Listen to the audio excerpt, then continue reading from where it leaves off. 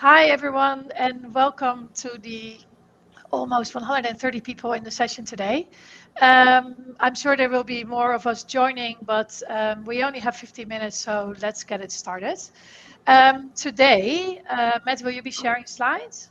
I am. I'm just having a bit of a technical challenge. Just give me a sec, Okay, please. that's okay. That's okay. So today's session is organized by the Scope 3 chapter of the Sustainable Procurement Pledge, and I'm sure you have all attended already very interesting sessions. The Scope 3 chapter is basically is obviously organizing events around Scope 3. We might have people in this session who know what Scope 3 is and who are very experienced in managing their Scope 3, and we might have people who don't know what Scope 3 is yet, and they are just about to start. So when we refer to Scope 3, we refer to the indirect emissions that are in the value chain, basically both upstream and downstream. It consists of 15 categories. In this session, however, because this is part of the World Sustainable Procurement Day, we are focusing on the procurement-related categories that are part of the supply chain, so basically the upstream side of the value chain. So today we have a panel of very exciting speakers for you. And we want to make sure that you go home with a lot of interesting insights. So this session will provide you some insights into the challenges of decarbonization in the supply chain. We will provide some case studies, some examples, and real life examples, basically lived through by the people on the panel. So first of all, my name is Claudia Stijlen. I'm a sustainability director, and I have a long history in procurement as well. I work at a company called Hikma Pharmaceuticals. Then we have Matt Langley, who is the global procurement head, sustainability at CBRE. We will have Luciana Salvatore, who is the sustainable supply chain and Scope 3 lead at Petrobras. We will have Christophe Quiquempoix, who's the Vice President for Sustainable Procurement in Schneider Electric. And then we have Suzanne Greene, who is the Procurement Environmental Sustainability Director at Dow. So, I mean, we couldn't wish ourselves a better panel, I guess. So today we will be focusing on three different objectives. We will focus on data challenges, we will focus on supplier collaboration, and we will focus on education of suppliers. So before we get going, can we put the first poll up, please? So what we want to do is we put a poll up, and we want to basically test a little bit of the audience. Deidre, can we put the first poll up? Yep. So we want to test where the audience is at, right? So what motivates your organization to invest in decarbonization efforts? And you see there on your screen the regulatory compliance. What you need to do is hover over, and then you can scroll down. So there's a few items to choose from: regulatory compliance, customer demands, corporate social responsibility, competitive advantage, peer pressure, or other. Most of us will probably pick any of the five options, and I hope that the poll is actually going. Yeah, it's going. In a minute or so, we'll see, who's the winner of this poll. So corporate social responsibility seems to be one that most people pick. With a second of regulatory compliance. I guess all the panels on the or the speakers on the panel have that same experience. So it's good to know that people on the phone are here to do the right thing. As a company, we have an important role to play in decarbonizing our supply chains. Thanks, Deirdre. You can take it down. So before we get going into the content, just a few things that we need to mention about this session. This session will be recorded. You can subscribe to the YouTube channel for all the recordings. We do encourage interaction and questions, but we have about 184 people in the session. So as you can imagine, that might be a little bit difficult. However, there's a chat function. When you go to the right of your screen, there's a little button that says Q&A. You can put your question in there and either receive a response directly or after the session when we don't get to it in the session. You can help us to spread the word online, because we are trying to build this community of 1 million people, procurement professionals that are focused on sustainable procurement. If you do, then use hashtag collaborate or fundraise. Please in the post and help us to build that community. And that is basically the sustainable procurement plan. So now that we have had the administrative side of things, let's get it going for the first session. The first session is about data challenges, because basically it starts with data, right? You can't manage what you can't measure, so understanding your carbon footprint in general or in your product is really foundational to identifying where your emissions are before you can start to reduce them. So this sets the baseline for improvement. And we are going to listen to Matt, who is going to talk about how CBRE has overcome this data challenge. Matt, over to you. Great, thanks, Claudia. So when you decide that you want to decarbonize your supply chain, really you start thinking about, well, how big is it? Where are the emissions? In what categories, with what suppliers? And you hit what I call problem statement number 2. Problem statement number 1 is that most organizations haven't calculated your suppliers. So even if you want to start, your suppliers may not be ready. And problem statement number 3 is that often you have the wrong information about your suppliers. Trying to talk to them about sustainability when you have the accounts payable contact isn't the best option. But this problem statement number 2 is around being able to decouple your spend growth in your supply chain with the emissions calculation. And this works for your indirect purchasing of products and services, everything really outside of the raw materials, agricultural raw materials, if you buy tons of steel or glass, and Luciana next is going to go through those LCAs or life cycle analysis and carbon product footprints. But on the indirect side, you really can start at this bottom part, is really having an idea or just trying to figure out, okay, we know that transport will be high emissions, or we know that HVAC in the real estate world will be high, and cleaning is probably going to be lower. That gets you at the bottom of this accuracy level of where to start. But you're able to go up to the next level by taking decent spend or purchasing data and then mapping that to industry average emission factors. And there's some quite good ones out there. We started with the EIO, the sort of an input-output database. We switched to the worldwide input-output database, and that was able to give us at a fairly accurate level some numbers. But the EIO emission factors we used out of the US as sort of global factors got us to about 8 million tonnes in our supply chain.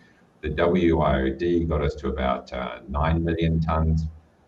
So you're still fairly big delta. But the biggest problem with them is that as you spend more, your emissions will go up, just by that factor that you're multiplying it by an emission factor. And so as you kind of go up the accuracy level, what we found is you need to get the primary data from the suppliers. And that primary data hits problem statement number 1, that most suppliers haven't started calculating their emissions. And we had to use an external partner. For us, that was Emitwise, to help calculate the emissions for the suppliers if they haven't calculated it before. And more than half of our suppliers haven't calculated their emissions, mostly around scope 3.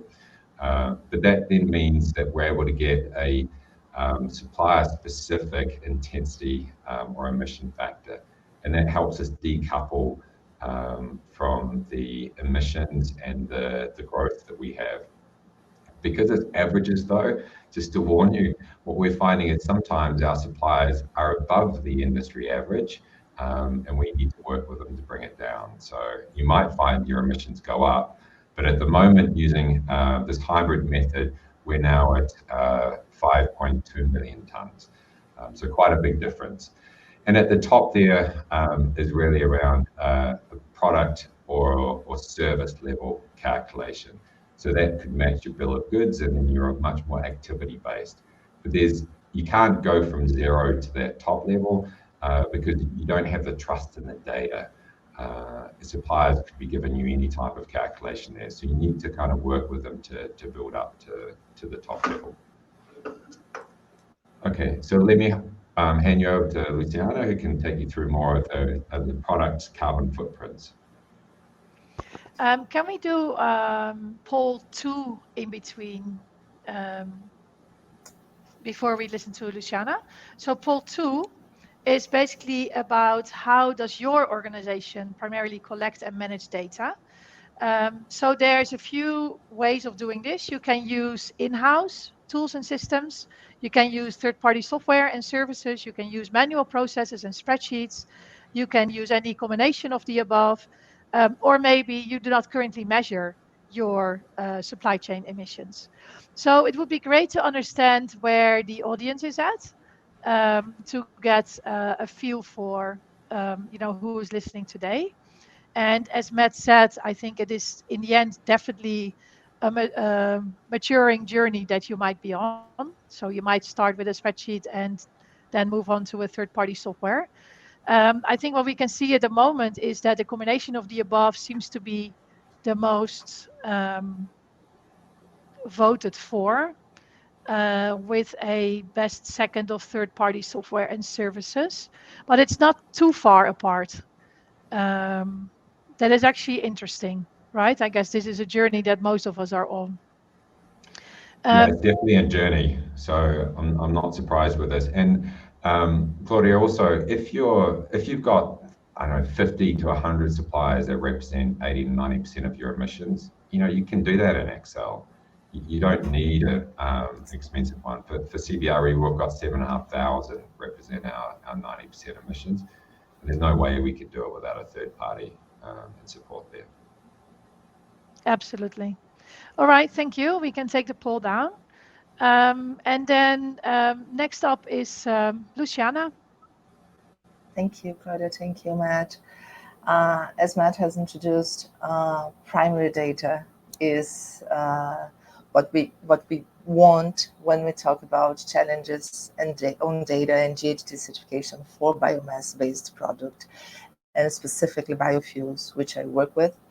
So this is the hot topic for us. Of course, we should just level product carbon footprint. We talk about this. We have several words: PCF, LCA, CI, carbon intensity, environmental product declaration. We have ISOs, we have GHG protocol. And this is how, of course, what we want with the PCS: calculate, manage, communicate emissions associated with the entire life cycle of products and services, from the production, transport, raw material production, transportation, processing, using, and life disposal, and then disposal.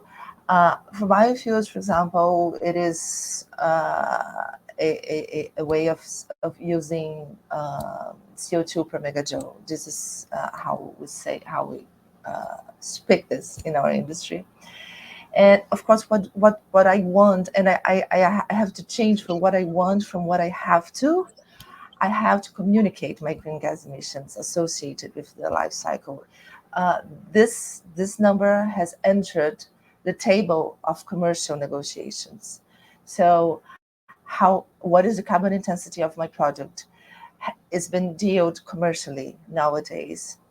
And I have two issues, especially in our case with medium and small producers, farmers, right? From residues and from vegetable oils, data availability and data accuracy. We have some informalities and lack of digitalization. So this brings us to a very great effort in educating them on how to put it on a spreadsheet, because for us, I cannot start with a carbon accounting software. We have to start it slow in a lower step. And how do we do that? And there is also at the biofuels industry, a very a reality for us. There are voluntary GHG and sustainability certifications that, of course, bring us costs, burdens to small and family. We have poor regionalization. It's time-consuming, too many audits, but it has rigors on other sustainability aspects like deforestation and human labor rights. But all of this is data that I have to bring together, remembering the accuracy, the lack of digitalization. We have too much paper still used, and informalities, seeds quantities, fertilizer quantities, energy for heating in the farm. And if it comes from biomass, for example, wood chips, this brings me another sphere of problem for traceability of this data. So how to fill in these forms, because in the end, they are forms I have to fill in, right? For PCS, for LCA, you have to fill in tons of data. And there's no other way than partnership approach and capacity building. I think our other colleagues will talk about it. So this is how I end, Claudia. It's with you.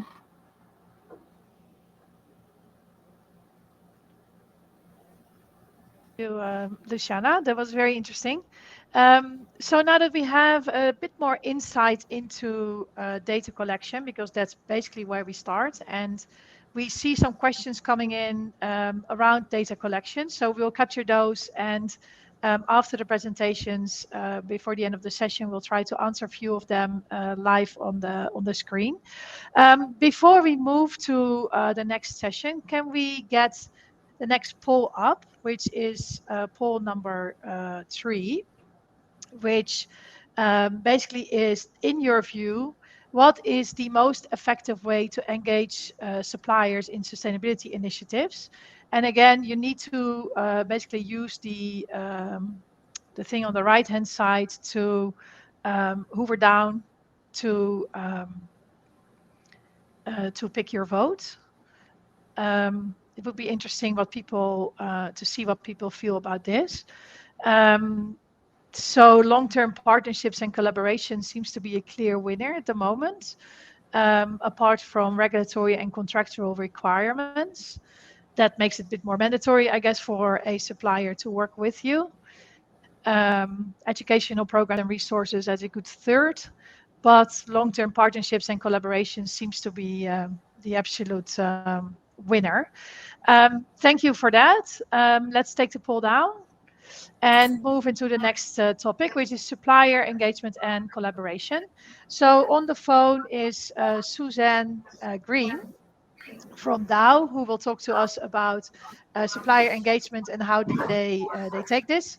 So basically, supplier collaboration with suppliers is crucial for implementing any decarbonization strategies. So let's hear from Suzanne, how they do this at Dow. And if there's any questions, please put them in the chat, and we'll try to answer them either during the session or after the session. Thanks. Over to you, Suzanne.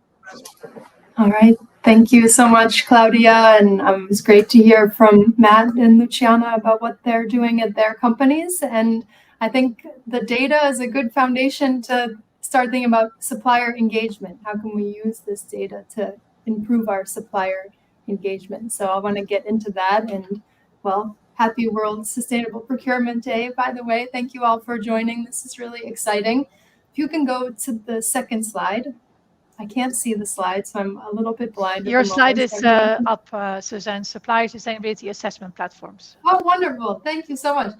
Okay, so Dow uses a number of platforms to engage with our suppliers, and you maybe have heard of some of these platforms. These are really common platforms. CDP, EcoVadis, Supplier IO is for supplier diversity, Together for Sustainability is an initiative of the chemical sector.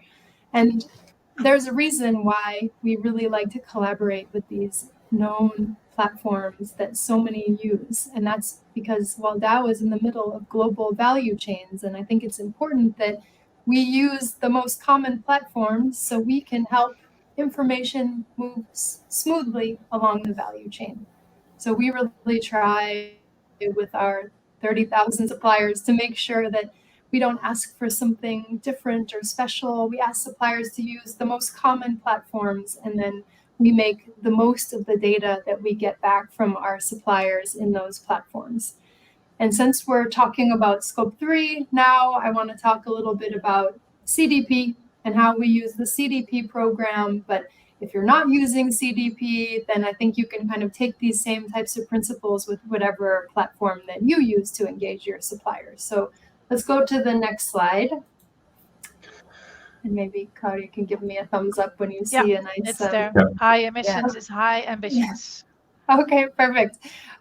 So what I'm showing you here is that, I mentioned that Dow has 30,000 suppliers, and we're asking all of our suppliers to set a climate target and track their progress towards that target.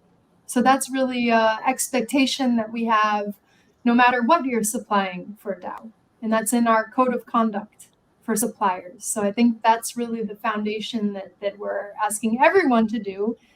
And then when we know from our Scope 3 accounting work that there are some suppliers that we think contribute more to Dow's Scope 3 than others. So that's how we prioritize which suppliers we're going to invite to CDP. So it's really a subset of our suppliers that we're asking to do a little bit more thorough reporting on climate strategy. So that's an annual report that we ask for there. And within that group of suppliers that we invite to use CDP, we have some kind of groups within that group. So our high CO2 materials that Dow buys, we might be looking for a product carbon footprint from some of those suppliers. So we make that really clear. If you're one of those suppliers that you supply something like that has a high product carbon footprint or a high transportation carbon footprint, then we're going to be asking you specifically to report a product carbon footprint. Though we'll take it from any of our suppliers. We have some that we work with more closely. Then we also know certain suppliers that have a higher water footprint or are using timber products, forestry products that we might be concerned about what's going on with their practices in forestry. We can ask them to use the CDP water or forest questionnaire. So that's how we prioritize. So we really use our procurement data to be strategic with who we engage and when and why. So we're not making our suppliers run around, fill out these complicated surveys if we're not going to really be able to use the data. So let's go to the next slide. This will be my last slide. And what I hope you're seeing now, maybe Claudia can tell me, some of the questions. To click again, Matt, because I think we see blank boxes. Okay, it should be key climate questions and metrics. Oh, now I see. Now I finally see. I see my last slide. Do you see key climate questions and metrics? Yeah, we see those, but we don't see the actual metrics. So you'll probably have to talk to that. Talk there. That's okay. Yeah. But what I want to say here is that, when we ask suppliers to use CDP, again, it's a big questionnaire. It has more than 100 questions on it. And it's, we know it's a lot of work to fill it out. We get really specific with our high CO2 suppliers about which questions we really want them to focus on. So setting a climate goal, having a climate strategy that is robust, doing your Scope 1, 2, and 3 carbon accounting, calculating intensity metrics like product carbon footprints, transport carbon footprints, revenue intensity factors, what Matt was talking about for spend-based accounting. We are interested in how much did they spend on capital to do climate projects that year, how much renewable energy did they use, and what kind of collaboration opportunities that they see that they can do with Dow that we can advance together to decarbonize. And when you call out specific things you're interested in, that gives you an opportunity to give more detail, right? Because we know the space can get overwhelming quickly, right? But I think it's important to use these opportunities like an invitation to CDP to say, we recommend that you, for example, follow certain methodologies. So we'll ask our suppliers, if you're reporting your scope 1, 2, and 3, use the greenhouse gas protocol. For the product carbon footprints, use the Pathfinder framework or the TFS guidelines if you're a chemical company. If you're a transportation company, please use the Global Logistics Emissions Council framework, right? So this is a way that we can contribute to, again, kind of simplifying and streamlining these types of requests by saying, please use these very common methodologies when you do your calculations. And we see that that does make it just kind of easier for everybody to contribute and for us to interpret the answers as well. And now, since we've been using the CDP supply chain program for 3 years, we have 3 years of data. So that has really helped us too to prioritize the maturity of our suppliers. Who do we need to engage with more? Who do we need to support if they're struggling with their calculations, so we can be even more strategic in our outreach to suppliers and make that a part of our strategic supplier relationship management programs and make sure that that is clear. So I hope that was a helpful overview to how we do it, and I think I'll turn it back to Claudia now. Thank you so much. Thank you very much, Suzanne. That was a very interesting presentation, and we see a couple of questions coming up in the chat box, so maybe you can have a look as well.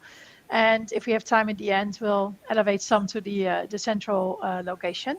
So the third session that we are going to do today is about education.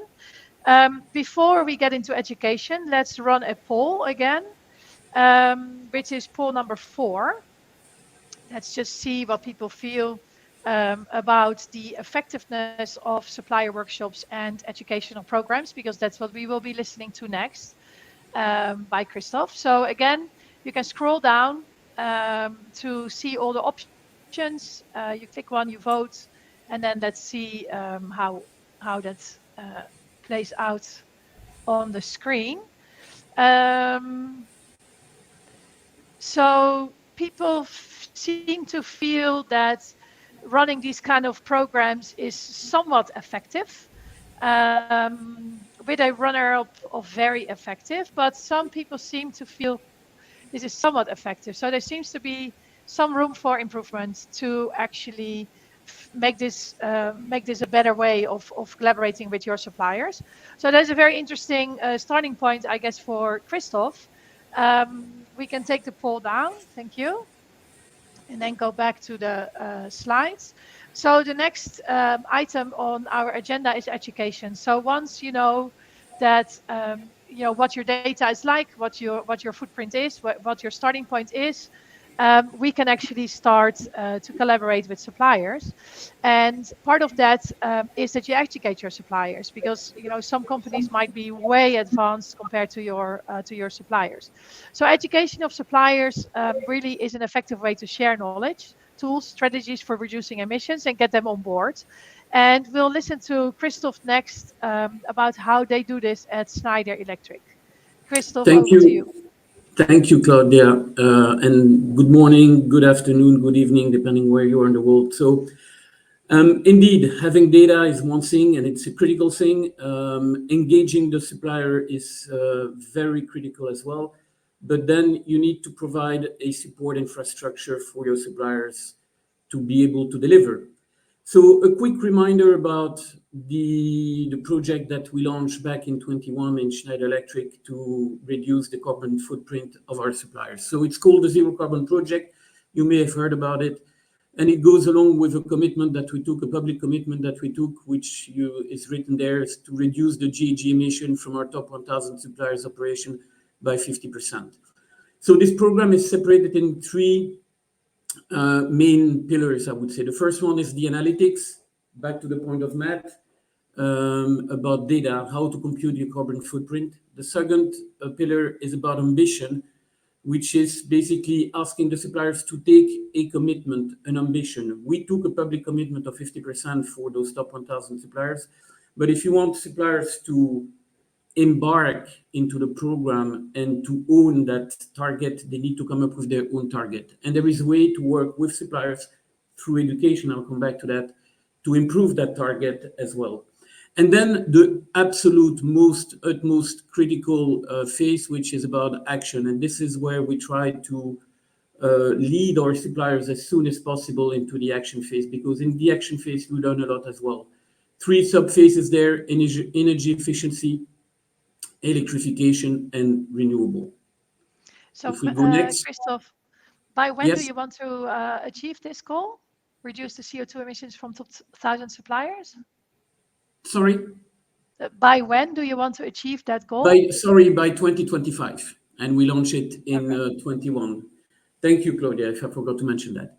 So this is basically the timeline of everything we've been implementing into the program, and I will really walk you through the different elements into education, but more what I call capability building or supplier development, which we focus around 3 E's. One, which is education, one, which is expertise, building, and exposure. If we go to the next slide, I divided it into 3 classification, I would say. The first one is about classical technical trainings. And once you actually achieve once you've been assessing the maturity level of your suppliers, quickly in Schneider Electric, we noticed that 70% were totally new to decarbonization. Can you go 1 slide back, please?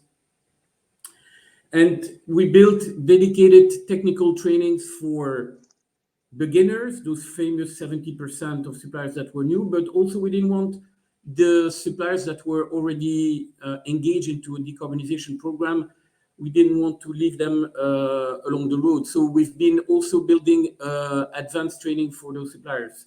And it was a 3 hours trainings that we built with the SMEs, the subject matter experts from the company that we deliver. And we had a very big success. More than 1,500 people did attend it. We then quickly move into customized support from our suppliers, what you see there in blue. No, can you go back, please?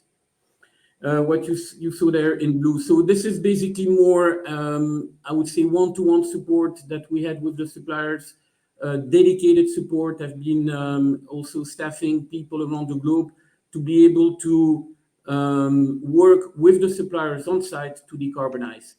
And the one you see there on the right side as well, which is on renewable initiatives. So basically technical training about renewable. Next, what we implement, if you go to the next slide, please, it's digital tools. So basically giving the trainings live is one thing, but then you also need to provide some more additional education to the suppliers or means to build their competencies on decarbonization. So we did that with the digital tools in which we put a lot of articles, a lot of thought leaderships, documents, but also the recording of the training for the people that could not attend. We had several phases of those of this digital platform, including a digital emission calculator that is also helping the suppliers to get more educated about decarbonization. We also introduce a full dedicated tool for SMEs, for small and medium enterprise, because 2/3 of our suppliers were in that category. The next phase, or the third one, is all about best practice sharing. You're also learning from each other, from collaborating with suppliers. And we started this very simply by sharing best practices through community calls. So community calls, I basically invited the 1,000 suppliers into call, one in the morning, one in the afternoon, to cover all of the different time zones around the globe. We started those sessions by sharing what we have been implementing in Schneider Electric in our own factories. And then we quickly invited suppliers to share their best practices. We had Enkel as a supplier, we had ArcelorMittal sharing their best practices as well. So this was extremely efficient. Even if you're not from that industry, it can really spark or give you ideas that what other industries have been doing. At least this is the feedback we got from the suppliers. We also publish a playbook in which we summarize all of the actions we've been implementing into our own factories. So it's a document of about 150 pages available for all of our suppliers that want to decarbonize. The next one, next slide, please. It's it's good to give technical training. It's good to provide digital tools and best practice sharing, but you need to put your hands on the problem. And to do that, we basically organize workshops. We call them I Accelerate Zero Carbon Days. We've been piloting that in India, and quickly, through the success of this, we've been deploying that around the globe, in China, in Europe, North America. As an example, I had one yesterday here in France as well. Those are basically days in which we invite suppliers for full 1 day or 2 days discussion around decarbonization. We bring in experts from Schneider Electric, we bring experts from other companies, we bring solution providers from all around the globe, but basically make it as close as possible to the suppliers to be able to find solutions that they can quickly implement. We also invite in some of those sessions the local government that is explaining all of the means they can give to the suppliers to help them to decarbonize.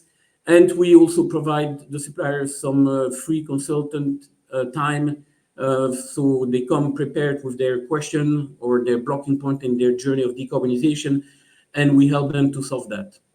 The next one, it's about dedicated and tailored training. So I've been telling you about the customized support here. We've been introducing that with the people I've been hiring into the different location.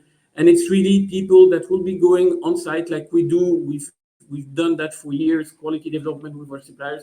We're now doing sustainability development with our suppliers and primary focus right now on decarbonization. But also on the renewable initiative, as I said, so it goes from very generic trainings, but also advanced training. For example, a training dedicated to the CFO of our suppliers if they want to engage into a PPA, which is a complex agreement to build with several parties. And also, we now moving much more from global to regional to local support to our suppliers, meeting the suppliers where they are. And the last phase, which I still put into the education, it's basically action. So acting, because you learn by acting. And some of my suppliers, I say, stop trying to get a more precise carbon footprint. Spend your energy in decarbonization. Next year, you're going to be acquiring much more expertise that will enable you to come back with a better carbon footprint calculation, more precise. So this is basically the journey we went through in Schneider Electric to build the capability to support the suppliers, to meet them where they are, not to provide simple training for the one already advanced or the opposite, that bring us to actually pretty good success so far. Hope this was helpful. Back to you, Claudia. Thank you very much, Christophe. That was certainly helpful. And I guess, if you make a screenshot of this program, you can just start tomorrow. I think it's a very good example of a very structured approach and to how to start working with your suppliers. Now, obviously, this is just the beginning. I think the nice thing about the Scope 3 chapter in the Sustainable Procurement Pledge is that we are a bunch of people who are all interested in Scope 3, but who are all at different points in that journey, and we learn from each other. You can be part of that community as well. We have a LinkedIn group that you can find somewhere on the right-hand side of your screen under resources. Feel free to join that group if you are a procurement professional active in Scope 3. Another thing you can do, if this is something that you find interesting, is pledge for change by joining the SPP community, which is a wider sustainable procurement community. You can help us spread the word online, and you can help build that community of 1 million people. So that's great. So it was great to hear from our speakers today, and we've been monitoring the chat. There are a couple of questions that I would like to pose to the panel here. So Matt, let's start with you. There was a question around the decoupling of business growth and emissions, and maybe you would like to highlight again how you see that decoupling being enabled by better data. So how does data help? Yeah, by by being able to understand your suppliers' overall carbon footprint, so whether they've got more emissions in scope 1 and 2 or more emissions in scope 3, then you can have a much more targeted discussion with them and much focus more on the education that they need. And so that's where I see the more data you have, the better your supplier engagements can be and the better you can tailor education to those suppliers. I do think it's interesting with the poll that people are talking about, like having a good relationship and collaboration with your suppliers is super important, which I agree. But as you kind of get through this journey, excuse me, you do find that you need to educate them. And I think what Christophe has gone through is a full, like, platinum plated, amazing program to be able to engage with them. And a large number, 1,000 suppliers is big. I'd recommend that you take parts of that. And what we find at CBRE is we're having to educate them on how to calculate their emissions, which then we can look to use later on. Okay, thanks. That's very interesting. Now, let's ask Luciana. So you talked about product carbon footprinting and about auditing, etc. So someone wondered, are audits really the way to go? How do you feel about that? Because it's a lot of work, right? So is that really the way to go? Thank you for the question. Audits are the way authorities, for example, European Union, ICAO, have been wanting us producers to show our PCFs, to show our carbon intensities. Of course, they may lead sometimes, but they may lead to the raise of insignificant questions, and important issues don't get really noticed. But from my perspective, from the audits I dealt with, in terms of raw materials, especially biomass raw materials, we need to see more deeply. And the practice of auditing is what we know now. We cannot. And primary data, sorry, your question, we have primary data. We have to raise all to collect all the primary data. And the audit goes to give us the certification. So in terms of agriculture, I don't know today any other way except from auditing our primary data. It's a combination of both. I hope I have answered you. Yeah, absolutely. if I can just Is add there something anyone in there. Who wants to add? So, I mean, Luciana, perfectly right. You need to audit because, like, when I first started, I saw that a product carbon footprint, excuse me, was a silver bullet. You get your PCF and you take that and everything's good, like sun is shining, it's great. And then you start picking away at it saying, well, actually products have a lot of sub-products or suppliers in there. So there's quite a lot of emission factors that are estimated through that PCF. And then the PCF can assume that, like, you recycle a certain content that goes into that product. Or, you know, the PCF assumes that you're going to have an end-of-life strategy and that product is going to be reused. So there's a lot of assumptions that start coming into PCFs that if you take at face value, you'll get 2 or 3. And I look at them in the furniture industry from different suppliers for the same product, and it's vastly different PCFs. So, you know, a trust but confirm type arrangement, you need to validate the PCFs. Yeah, that's it. Perfect. Absolutely. Thank you, guys. So building on that, I would like to ask a question to Suzanne. So, I mean, validating the PCFs, etc., also comes with asking the right questions, right? And one thing you mentioned in your presentation, Suzanne, was that you really collect data that you are actually using, which I think is a great intent, because I think we're all fed up with answering questions that no one is actually going to look at. So can you maybe elaborate? Exactly. I saw your comment in the chat, Matt. So can you elaborate on your stakeholder management? So how do you make sure that you satisfy, you know, everyone that wants something from that same supplier, if you only want to collect data that you really use?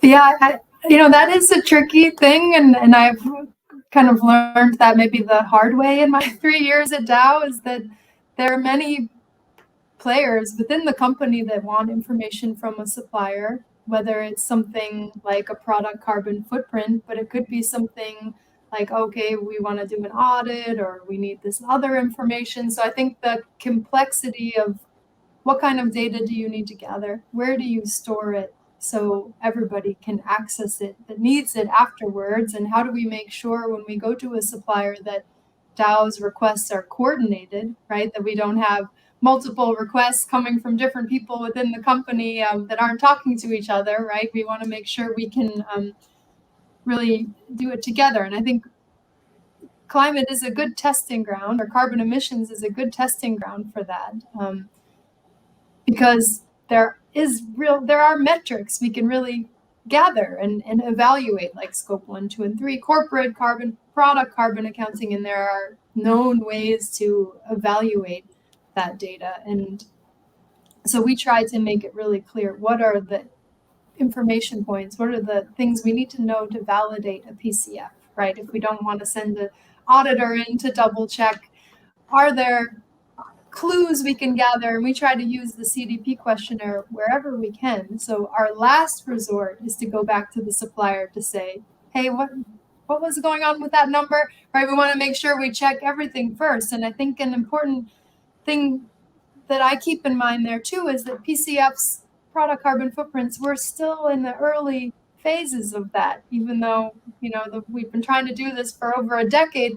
It's still, we see you can't really compare one supplier, one product to another yet, but you can compare to the industry average, right? So we really look at benchmarking for the numbers like an eco-invent. Someone asked, what data do you use if you don't have a product carbon footprint? You might use a database like eco-invent that has emissions factors in it, that you can compare your supplier's data to that and see how much higher, lower. That's part of our validation procedure, is to see how does it stack up, not to another supplier, but to these global averages. And I think that's just where we're at today.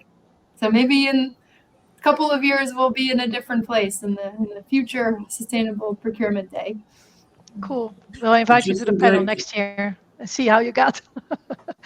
I just would like to echo what Suzanne has been saying on the fact that you need to have a coherent approach with your suppliers for all of the subject about ESG, about sustainability, and making sure that they know your plan from the very beginning, that we're going to speak about in the next 5 years, we're going to speak about decarbonization, we're going to speak about green material, sustainable packaging, decent work, social excellence, and we're going to be approaching them with the most coherent approach. Then I would say, let's make it as simple as possible. You mentioned that as well. And ideally, and I'm jealous about Suzanne and the other people from TFS, is trying to combine your efforts in the industry with the coalitions as TFS have been building as well. I think those are key elements that you mentioned, Suzanne. Thank you for that. Thanks, Christophe, for that addition. Last but not least, I think there's about 2 minutes left in this session. We have 281 people online, which is absolutely fantastic. Christophe, I think a lot of people are very enthusiastic about the program that you guys are building, and they are very curious to understand what your team is like. So how many people do you have actually working on this to make something like this possible? Can you elaborate on that, please? I can, and I'm not sure it's going to be useful, but I can, because I'm always getting that question, and it's very difficult to answer. So my team is fully dedicated on sustainable procurement, reporting to the CPO. In this team, we're basically defining the programs with our people from corporate environmental, corporate social, and human rights. But we're driving those programs with our suppliers. But then what is critical as well is to make sure that everybody in your procurement organization carry sustainability on their duties. Partially, of course, they're not spending the 20% of their time, but it needs to be embedded in everybody's objective. Now, in terms of people, I have one person driving this zero carbon project. I have 5 people in the regions on the ground doing the sustainable development of the suppliers, and then plenty of critical part-time people in each region, in each category, driving in their own scope those different programs. So I know it's not satisfactory. I don't come up with one number, X people or X amount of euros, but it's the best I can give you on this question as an answer. Sorry. Thanks. So before we close this session, I guess, Christophe, I guess this is not something that you started from day one, right? It's something that built up over time. Oh, yes. Yes. We started with 1 people in my team, so in charge of that program. That's it. So yes, it's not. Okay, cool. Matt? Yeah, add a quick comment as well, because what we've found through our journey and coming more from procurement technology and operations, with a long history in sustainability, but I found that we didn't have a supplier relationship management solution. And so, what Suzanne was talking about as well, and Christophe added to, we were talking to suppliers about supplier diversity, sustainability, operations, cost, all these different things. And we're confusing ourselves as well as as the suppliers. And so the last thing that we're putting in place is and running a proof of concept is around a scorecard for the suppliers. So sustainability is 20% and diversity 10% or 20%, and performance is this. And so then when anyone talks to that supplier, they can see, you're missing your EcoVadis assessment. You haven't got anything in the CDP. You haven't gone through a Midwise. You haven't given us your tier 2 supplier diversity. You've got a performance issue in this location. Anyone talking to that supplier is able to automatically see what they need to talk about. And so that sort of has a much more supplier-specific discussion and engagement. And the category management team can use it for their business review meetings and things. I think that's, if you don't have that supplier relationship management tool or process in place, just like data and supplier collaboration, these are things you're going to have to build anyway. So you might as well start sooner rather than later. Absolutely. And if you want a little bit of help with that, feel free to join the Scope 3 chapter in the Sustainable Procurement Pledge. Just to make a little bit of advertisement for ourselves. So basically, the people on the line is myself, Luciana, and Matt. We are running the Scope 3 chapter, and we have our other colleague, Eric, who might be on the line as well. So yeah, you can join us on LinkedIn. The link is in the chat, or in the resources little button on the right hand side of your screen. And then I guess with that, we are coming to the end of the session to give you a little bit of time in between to get a drink before the next session starts.